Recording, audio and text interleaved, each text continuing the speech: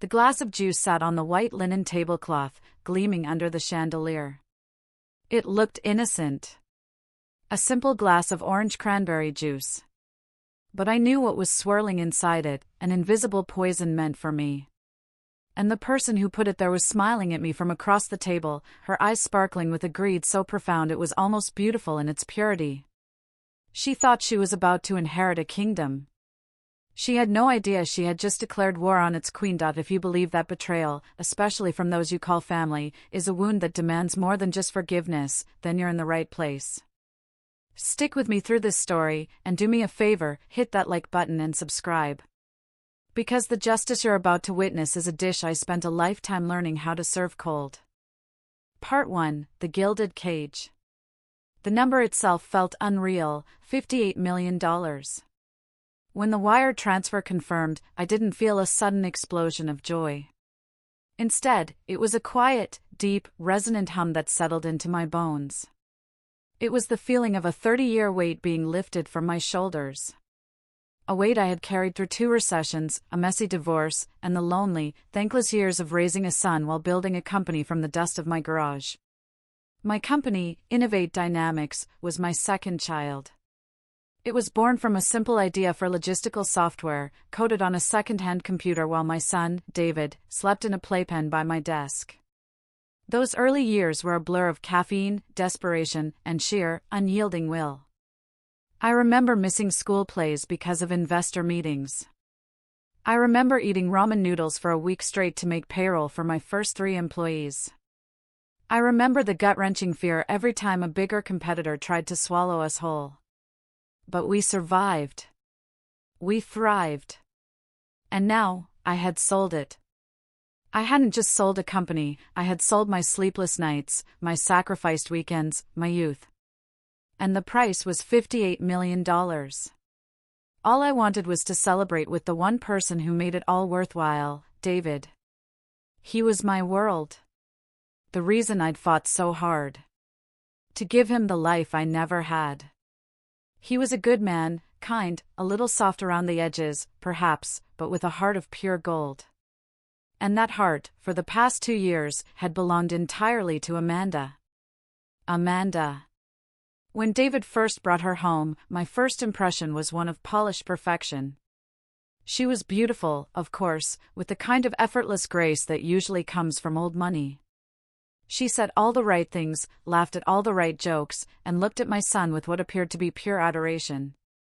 But as a woman who had spent 3 decades reading people in boardrooms, I saw things David didn't. I saw the way her eyes would briefly flick to the brand of my watch when she thought I wasn't looking. I noticed how her questions about the business were always subtly pointed toward valuation and exit strategies. When they got engaged, she gushed about the simple, elegant ring David had picked, but I later overheard a hushed phone call where she described it as a starter ring to one of her friends. I told myself I was being cynical. A protective mother seeing shadows where there were none. I wanted David to be happy, and Amanda made him happy. So, I bit my tongue, welcomed her into the family, and paid for the lavish wedding she'd always dreamed of. I convinced myself that her focus on material things was just a product of her generation, not a flaw in her character. A fatal miscalculation. To celebrate the sale, I booked a private alcove at Aria, a restaurant so exclusive you couldn't find it on Google Maps. The kind of place where the air itself smelled like money. Crystal glasses chimed, a string quartet played softly in the background, and the city lights twinkled like a carpet of fallen stars outside the floor-to-ceiling windows. I felt a genuine, uncomplicated happiness swell in my chest as we sat down. To the future, I said, raising my glass of champagne. To rest, to family, and to never setting a 5 a.m. alarm again. David laughed, his face beaming with pride. I'm so proud of you, Mom. You earned this more than anyone I know. Amanda squeezed his arm, her smile radiant. We both are, Margaret. You're an inspiration. Her eyes, however, were locked on me, and they held a different kind of light. It wasn't pride. It was appraisal. The look of someone calculating the value of a prized asset. The evening flowed beautifully at first. We reminisced about the early days, the comical failures and the triumphant wins. I felt myself relaxing, letting down the walls I had kept up for so long. I was no longer Margaret Hale, the CEO. I was just a mother, sharing the pinnacle of her life's work with her children. "Oh, I love this song," Amanda exclaimed as the quartet shifted to a more modern, romantic melody. She pulled David to his feet. "Dance with me?" He looked at me, a silent question. "Go," I smiled, waving them off. "I'm perfectly happy right here, soaking it all in." They moved to the small, marble dance floor nearby, and I watched them, a lump forming in my throat. They looked so happy. Maybe I had been wrong about her. Maybe this was real. For a moment, I let myself believe it. I took a sip of my champagne and then a small taste of the special orange cranberry juice the waiter had recommended. It was sharp and sweet. I felt a profound sense of peace. That peace lasted for approximately 90 seconds. A tall man in a perfectly tailored black suit approached my table. He wasn't a waiter. He had the quiet, watchful intensity of security. He moved with a practiced ease, bending slightly at the waist so he could speak to me without drawing attention. "Ma'am," he whispered, his voice a low, urgent rumble. "Forgive me for interrupting. My name is Michael. I'm head of security here tonight." I looked at him, confused. "Is everything all right?" His eyes didn't waver. They were dark and serious. I was watching the monitors. "From the angle of the camera in the corner, I have a clear view of your table." He paused, choosing his next words with extreme care. "When you were watching them dance, I saw your son's wife, Amanda. She came back to the table for a moment, pretending to check her phone. And I saw her pour something into your juice glass." The words didn't register at first. They felt like a language I didn't speak. "Pour something? Into my juice?" The string quartet seemed to fade away.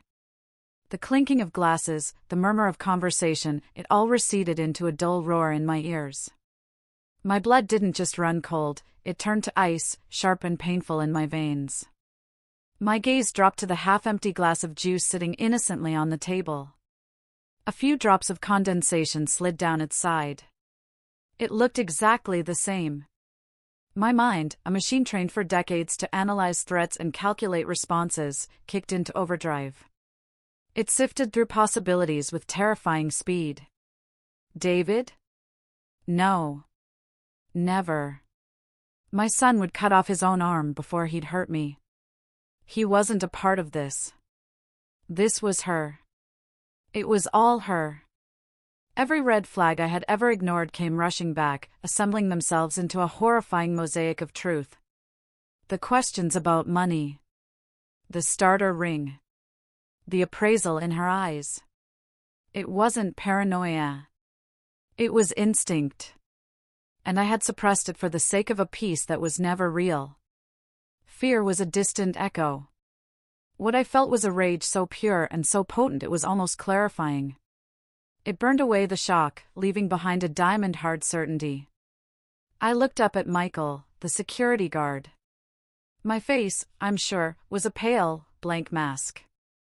I had to force my lips to move. "Thank you," I said, my voice barely a whisper, but steady. "Thank you for telling me. Do not intervene further. Do you understand?" He nodded, his expression a mixture of concern and respect. "Yes, ma'am." And then he melted back into the shadows of the restaurant. My heart was a war drum pounding against my ribs. But on the outside, I arranged my features into a placid, pleasant smile. I looked over at the dance floor. David was spinning Amanda around, both of them laughing, oblivious. The predator and her prey. A plan began to form, not in pieces, but all at once, a fully formed strategy downloaded directly into my brain. There would be no screaming, no accusations here. Not yet. That would be messy, and Amanda would twist it, play the victim. No, this required precision. It required a scalpel, not a sledgehammer. When they returned to the table, flushed and smiling from the dance, I was the picture of maternal bliss. That was lovely to watch, I said, my voice smooth as silk. You should have joined us, Mom, David said, sliding back into his seat. Amanda sat down, and I saw it. The briefest, most infinitesimal flicker of her eyes toward my juice glass. She saw it was still half full. A flicker of triumph, quickly masked. I let the silence hang for a beat. Then, I reached for the glass. I picked it up, swirled the contents gently, watching the dark red liquid climb the sides. I brought it halfway to my lips, and I saw her lean forward ever so slightly, a predator watching her trap about to spring. And then, I stopped. I lowered the glass and, with a slow, deliberate movement, I set it down on the linen directly in front of her. Sweetheart, I said, my voice dripping with manufactured warmth. You must be thirsty from all that dancing. Why don't you try this? It's a special house blend. It's absolutely delicious. The air changed. The temperature at our table dropped 20 degrees. Amanda froze. Her smile became a brittle, painted-on thing. For a second, a flicker of pure, unadulterated panic flashed in her eyes before she could suppress it. She tried to laugh, a high-pitched, unnatural sound. Oh, no, Margaret, I couldn't. That's yours. My smile didn't waver, but my eyes were like chips of granite. I didn't look away. I didn't blink. I let the full weight of my gaze pin her to her chair. I insist, I said softly. You've been so good to my son. It's the least I can do. Drink it. David was looking back and forth between us, a frown of confusion on his face. Mom? What's going on? Amanda, just try it if she wants you to. Amanda's hands were trembling slightly. She pushed the glass away from her. The movement was too fast. Too jerky. Too obvious. I'm not thirsty, she said, her voice strained. Really? I prefer water. I leaned back in my chair, the picture of calm. I let the silence stretch until it was screaming. Then, I leaned forward, my voice dropping to a calm, cutting whisper that was for her and her alone. Interesting, I said. You don't want to drink it, yet you expected me to? The color drained from her face. I didn't mean for her to hear it, but David did. Expected you to what? Mom, what are you talking about? But Amanda's face was a confession. The mask of perfection had shattered, revealing the ugly, greedy monster beneath. In that moment, she knew that I knew. The entire foundation of her carefully constructed world crumbled in the space of a single heartbeat. The quartet had finished their song. The low hum of conversation from other tables seemed to fade, as if the entire restaurant was holding its breath. I stood up slowly. My movements were precise, unhurried. I picked up my silk napkin, folded it once, and placed it on the table beside my untouched plate of food. I looked down at Amanda, a woman I had welcomed into my home, a woman who had just tried to drug me, for what? To get her hands on my money faster? To have me declared incompetent? The exact motive didn't matter. The betrayal was absolute. Then I looked at my son, his face a canvas of bewilderment and hurt. I felt a pang of sorrow for the pain he was about to endure. But a surgeon cannot spare the patient the pain of the knife if they want to cut out a cancer. I gave them one last look, my expression unreadable. And then I delivered the 6 words that would serve as the declaration of war. You won't see a cent. Then I turned and walked out of the restaurant, leaving the wreckage of their lives sitting at the table behind me. I didn't look back. The air outside was cold, but I felt a fire ignite within me. She thought she was playing chess with a pawn. She was about to find out she had tried to checkmate a queen. And the game had only just begun. Part 2: The Fog of War. Walking out of that restaurant felt like stepping from a collapsing building into the calm eye of a hurricane. The chaos was behind me, but I knew a storm of unimaginable fury was about to break. My driver, a quiet man named Thomas who had been with me for years, opened the car door without a word. He must have seen it on my face. The ride home was silent, the city lights blurring into streaks of gold and red through the window. My mind, however, was deafeningly loud. It wasn't a maelstrom of confusion. It was the cold, efficient whirring of a machine locking onto a target. The emotional shockwave had hit and passed, leaving in its wake a state of hyperclarity. Every lie she had ever told, every sycophantic compliment, every carefully placed touch on my son's arm, it all replayed in my mind, but now in high definition, with the sinister subtext illuminated. She wasn't just a gold digger. A gold digger waits. They play the long game. This was different. This was predatory. The vial the security guard had seen, what was in it? A sedative? Something to make me seem confused, senile? Something to slowly poison me over time? My imagination, usually a tool for innovation and strategy, now became a chamber of horrors, presenting one terrifying possibility after another. To think, I had been about to drink it. The thought sent a tremor through my hands, the only outward sign of the turmoil inside. I arrived home to my sterile, modern house, a place I had built as a monument to my success. Tonight, it felt less like a home and more like a fortress. The first thing I did was pour myself a large glass of scotch, the amber liquid burning a welcome trail down my throat. Then, I sat in my office, the city spread out below me, and waited. It didn't take long. My phone buzzed on the desk. It was David. I stared at his name, my heart aching. He was the primary victim in all of this, he just didn't know it yet. I let it ring. And ring. And ring. He called 6 more times. Then the text started. Mom, what the hell was that? Call me. Amanda is in tears. She has no idea what you were talking about. You really hurt her. You owe her an apology. Mom, please. We're worried about you. Are you okay? Is this about the stress of the sale? That last one was her. I could almost hear her whispering the words into his ear. She's not well, darling. The money, the pressure, it's getting to her.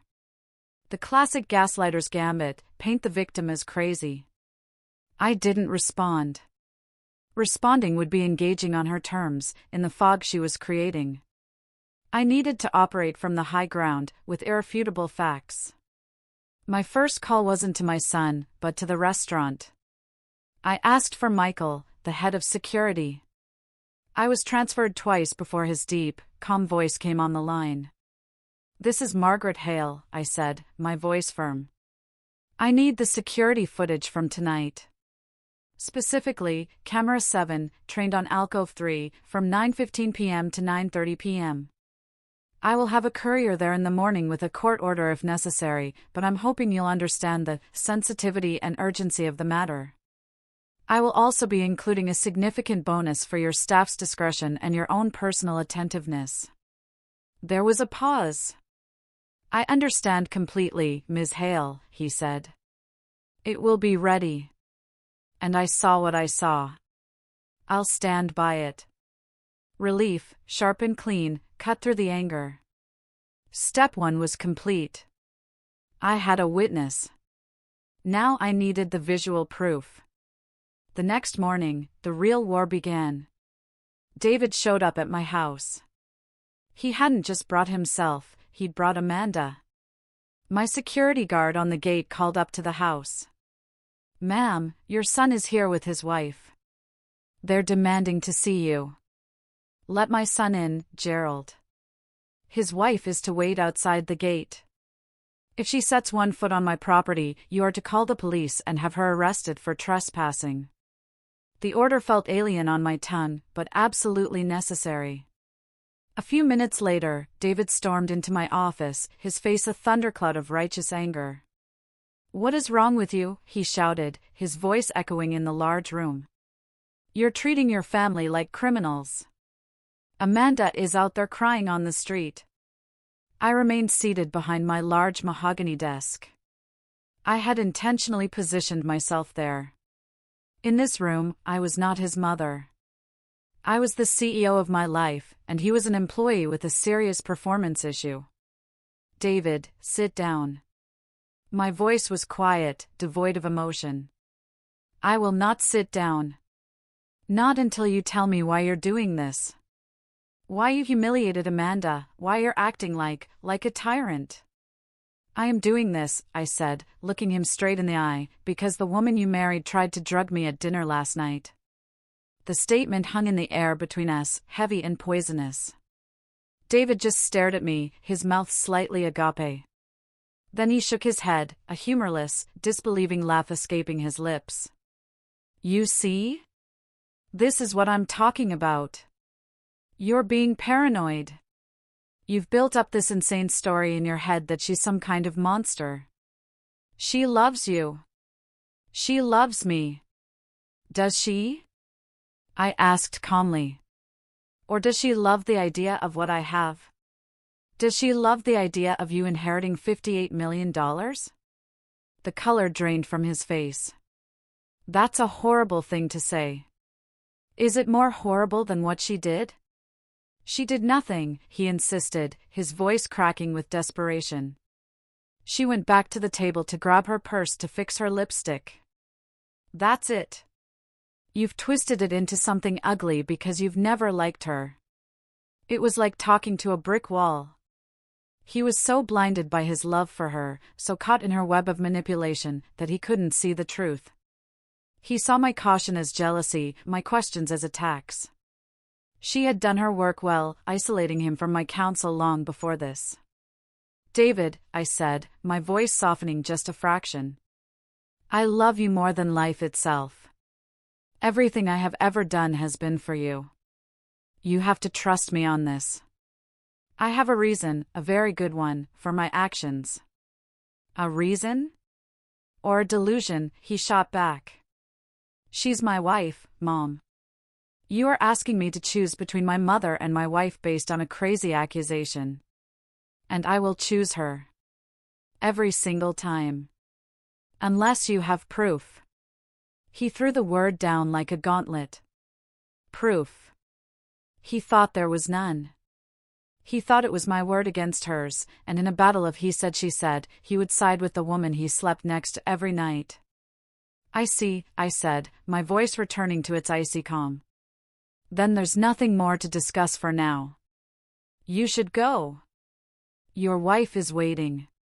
He looked at me, his eyes pleading for me to just take it all back, to be the mom he knew, to make everything okay. But I couldn't. The stakes were too high. He turned, his shoulders slumped in defeat and anger, and walked out. I listened to his footsteps fade down the hall, the front door closing with a heavy thud. And then I was alone again. That was my lowest point. The moment I realized that Amanda hadn't just tried to poison my body, she had successfully poisoned my son's mind against me. The pain of it was a physical thing, a deep, hollow ache in my chest. For a fleeting moment, I felt the crushing weight of despair. What if David never believed me? What if I saved my fortune only to lose my son? Sleepless nights followed. I'd wake up in a cold sweat, the image of Amanda's smiling face flashing in my mind.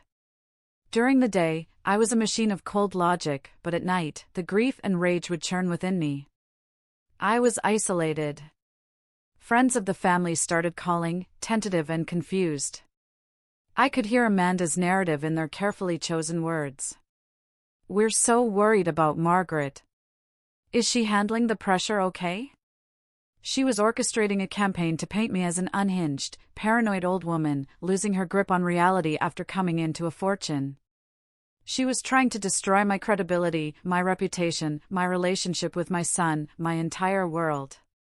The rage was what saved me. It was a clean, righteous anger that burned away the despair. She had underestimated me.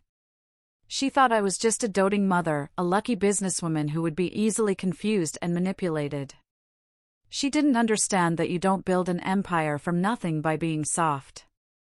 You do it by being smarter, more ruthless, and more patient than everyone else in the room. A few days later, the courier arrived. He handed me a simple, unbranded thumb drive. I took it into my office, the heart of my fortress, and plugged it into my laptop. My hands were perfectly steady. I clicked on the single video file. The image was grainy, black and white, but clear. There was our alcove, an empty table. And then, Amanda walked into the frame. She wasn't just grabbing a purse. She looked left, then right, her movements quick and furtive. She reached the table, and for a split second, she thought she was out of the camera's line of sight, blocked by a large floral arrangement. But the angle was just high enough. I saw her pull a small, dark vial from her clutch. I saw the quick, efficient way she uncapped it with one hand. I saw her tip its contents into my juice glass. There was no hesitation. No flicker of doubt. It was the practiced, emotionless movement of a spider disabling its prey.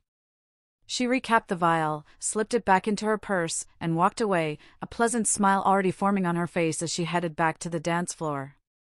I watched it 3 times. The rage I felt was no longer hot. It was cryogenic. It was the absolute zero of fury, a place where all emotion is frozen into a perfect, unbreakable weapon. David wanted proof. Amanda wanted to paint me as delusional. I now had the truth in 1080p. The fog of war was about to clear, and she would soon find out what it felt like to be on the receiving end of a precision strike. She had tried to gaslight me, but she had only succeeded in pouring gasoline on a fire she couldn't possibly imagine.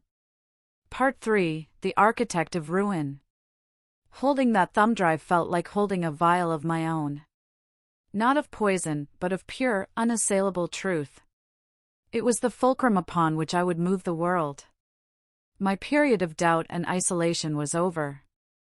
The grief for my son's blindness was compartmentalized. The time for emotion was past. Now was the time for strategy. For 30 years, my greatest weapon had been my mind. I didn't outmuscle my competitors, I outthought them. I anticipated their moves 3, 4, 10 steps ahead. I built contingency plans for my contingency plans.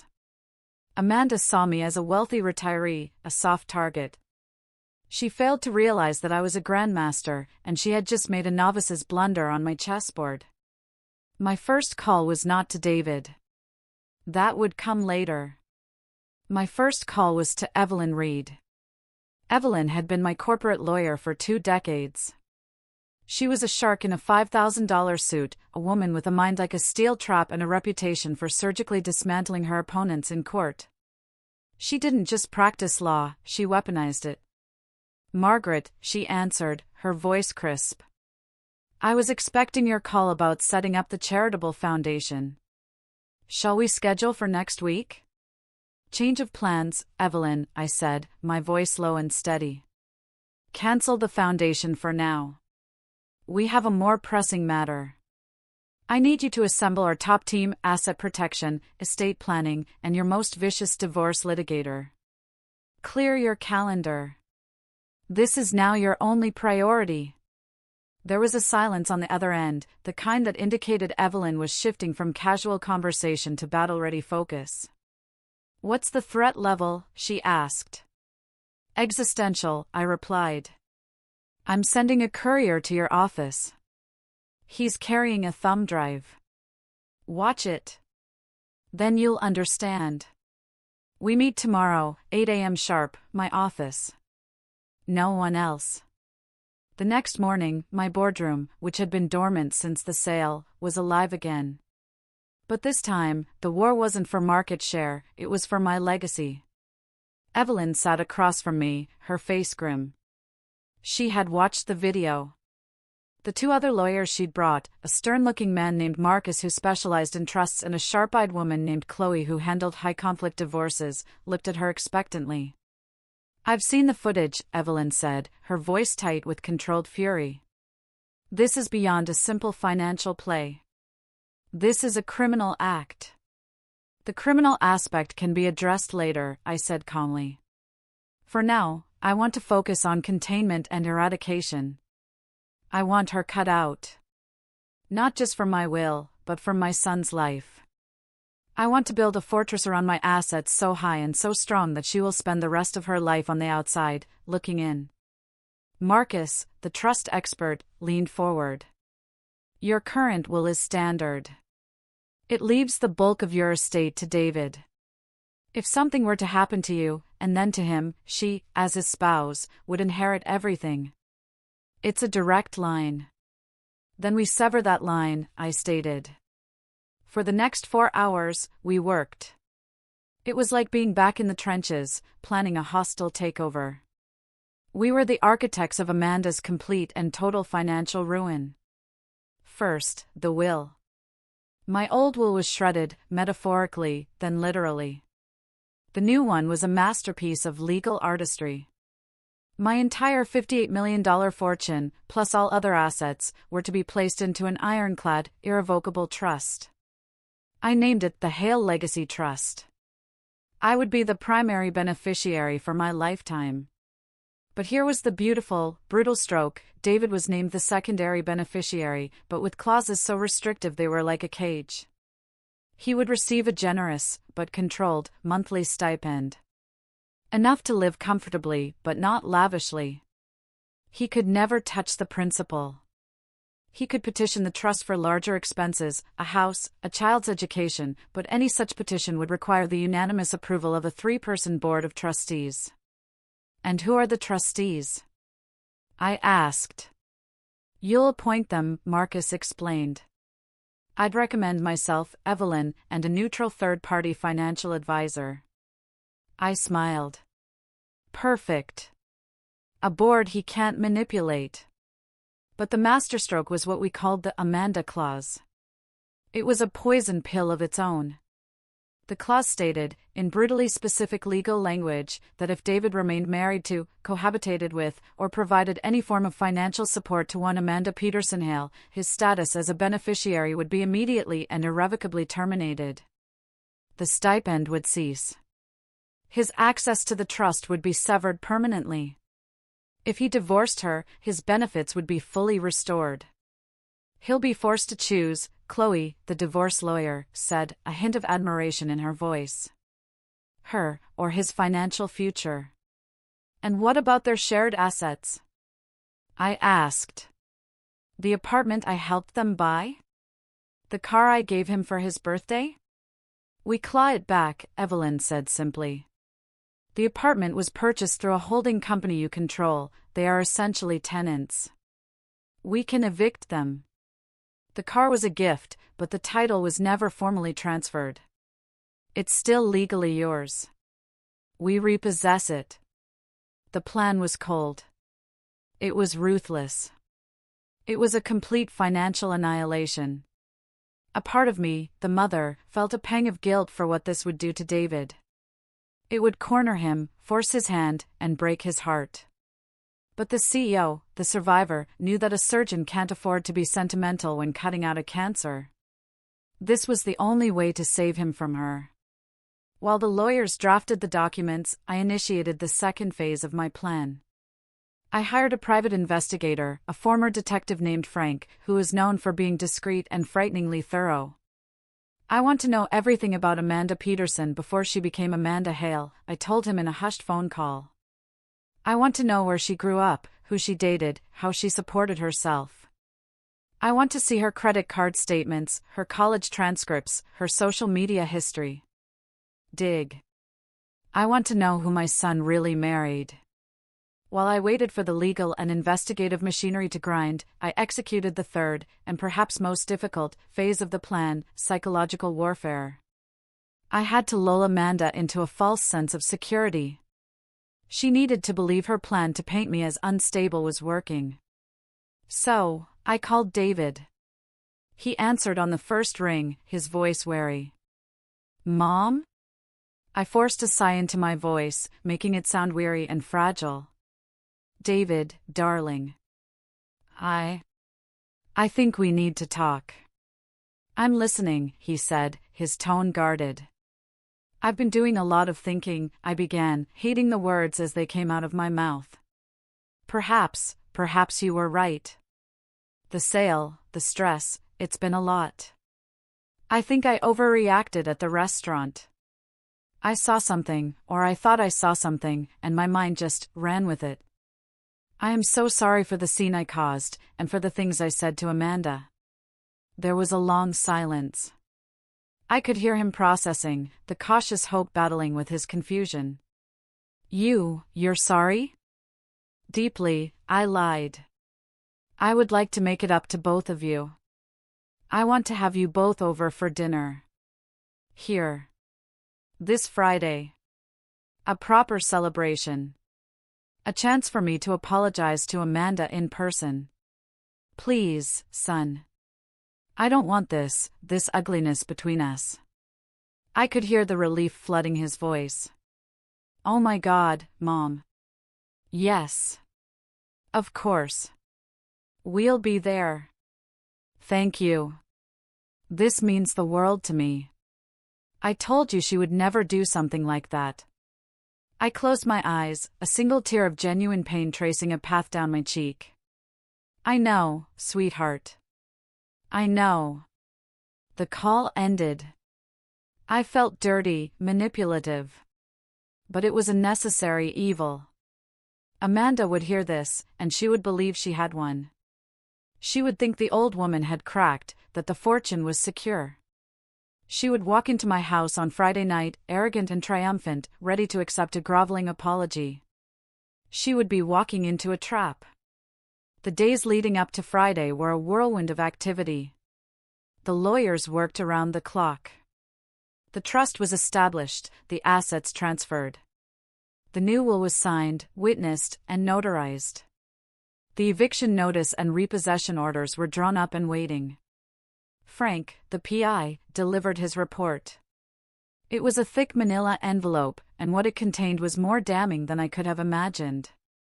Amanda wasn't just a gold digger. She was a professional. A string of wealthy older men, mysterious insurance claims, a mountain of hidden debt, and a family back in Ohio she claimed was dead, who were very much alive and estranged. She had constructed her entire identity from a series of calculated lies. By Friday afternoon, all the pieces were in place. The fortress was built. The ammunition was ready. The trap was set.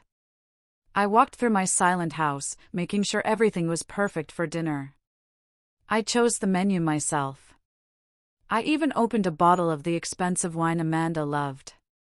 As I stood in my kitchen, looking out at the setting sun, I didn't feel nervous. I didn't feel angry anymore. The rage had been transmuted into something else. A cold, hard sense of purpose. Tonight, I wasn't just getting revenge.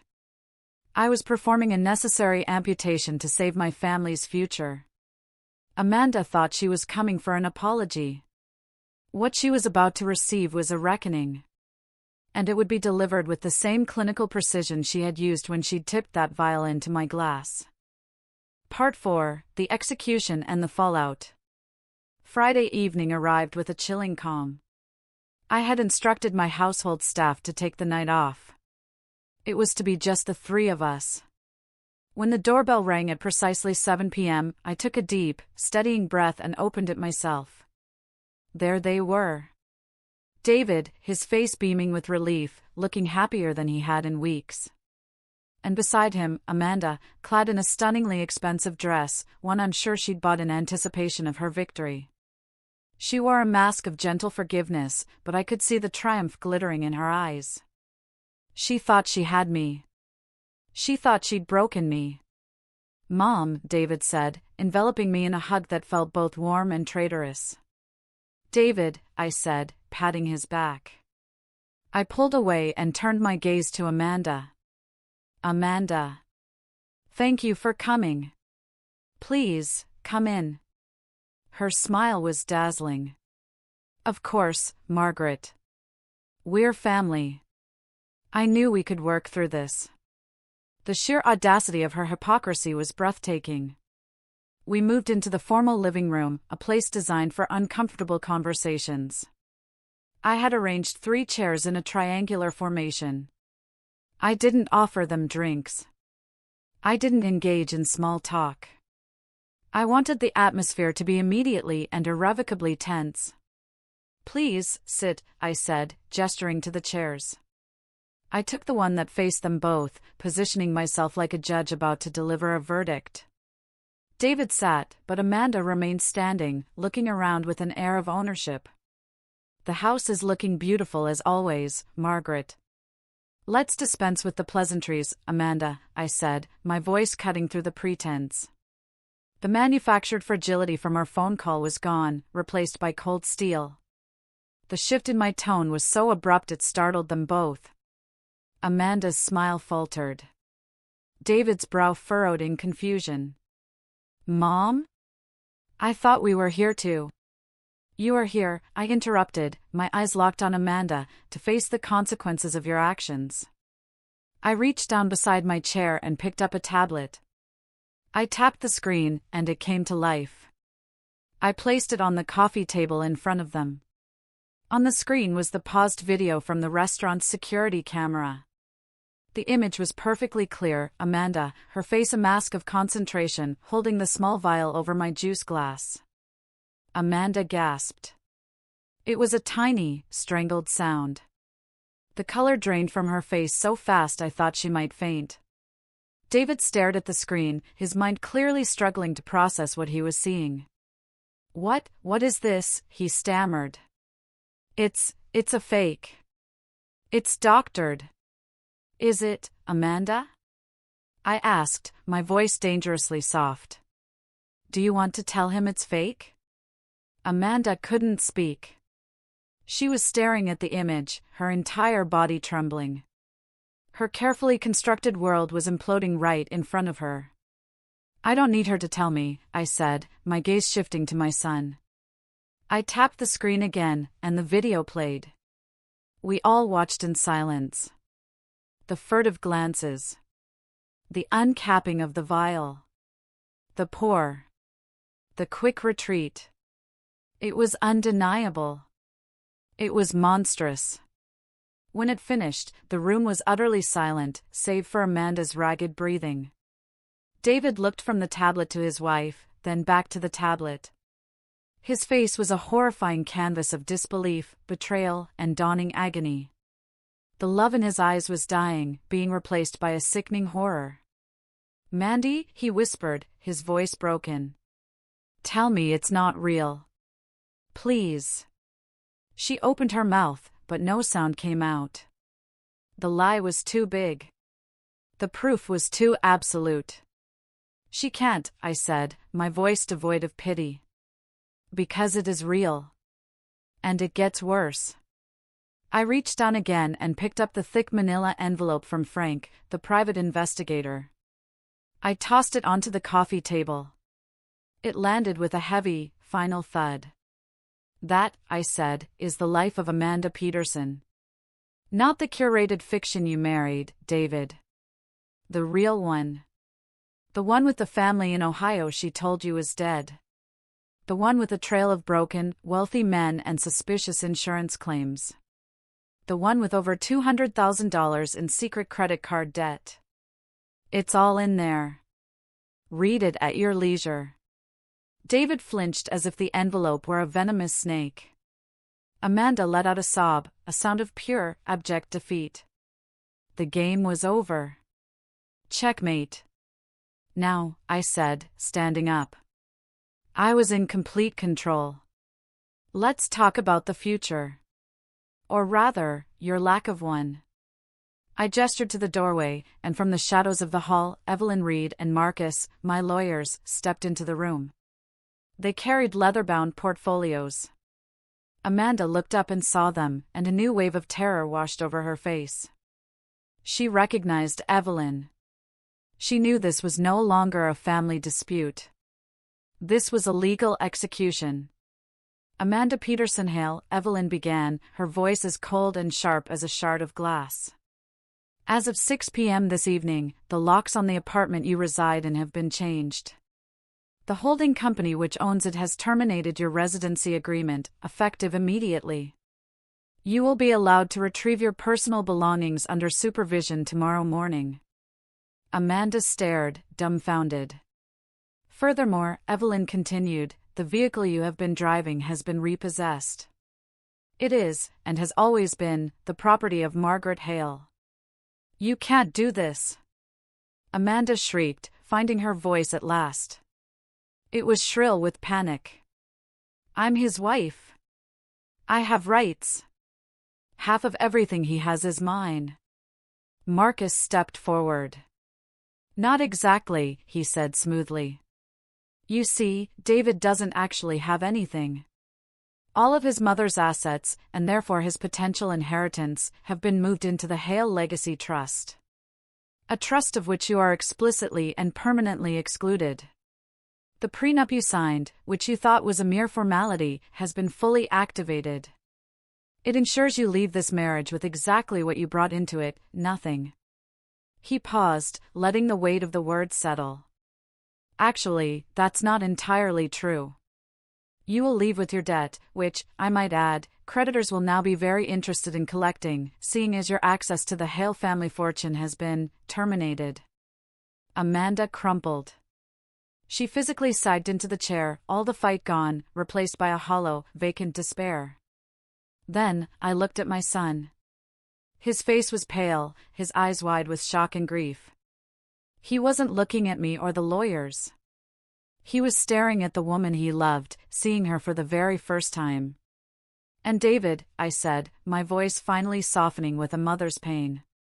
The trust is designed to protect you. It will provide for you. But it has one, non-negotiable condition.